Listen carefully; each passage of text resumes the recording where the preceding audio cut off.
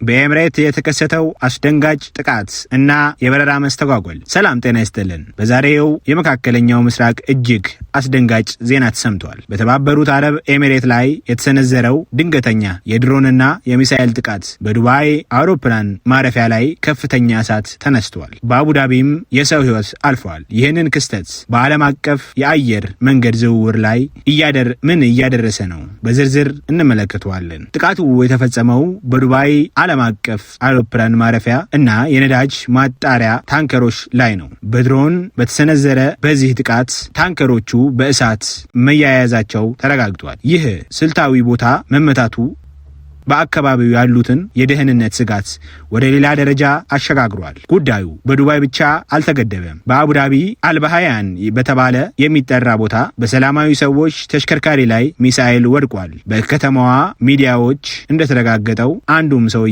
አንድም ሰው ሕይወቱ አልፏል። ይህም ጥቃት ወታደራዊ ኢላማ ብቻ ሳይሆን ንጹሃን ያካተተ መሆኑን ያሳያል።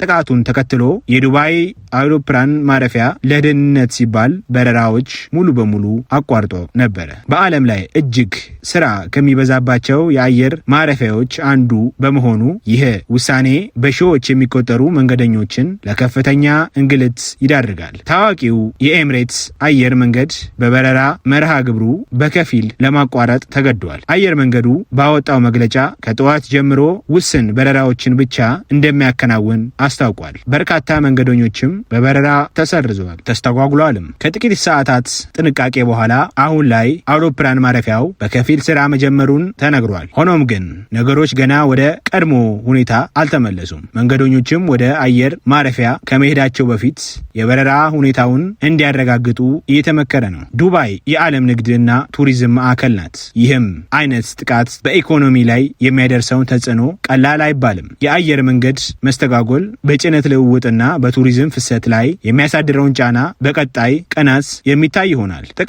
ከጥቃቱ በኋላ የኤሚሬት ቁልፍ ቦታ ላይ የደህንነት ጥበቃ በከፍተኛ ሁኔታ ተጠናክሯል። መንግስት ለዜጎችና ለነዋሪዎች ደህንነት ለመጠበቅ አስፈላጊውን እርምጃ ሁሉ እንደሚወስድ የተገለጸ ይገኛል። ይህ ጥቃት በዓለም አቀፍ ማህበረሰብ ዘንድ ትኩረትን ስቧል። በተለያዩ ሀገራት ሰላማዊ ሰዎች እና ሲቪል ተቋማት ላይ የሚሰነዘረውን ጥቃት እያወገዙ ነው። በቀጠናው ያለውን ውጥረት ሊያባብሰው ይችላል የሚል ስጋት አለ። ሁኔታው አሁንም በቅርብ እየተከታተልን ነው። አዳዲስ መረጃዎች ሲኖር የምናሳውቃችሁ ይሆናል። እናንተስ በዚህ ጉዳይ ላይ ምን አስተያየት አላችሁ? በቀጠናው ሰላም እንዲሰፍን ምን መደረግ አለበት? ሀሳባችሁን ኮሜንት ላይ አሳውቁን። ለተጨማሪ ሰበር ዜናዎች ሰብስክራይብ በማድረግ የቻናላችን ቤተሰብ ይሁኑ። እናመሰግናለን።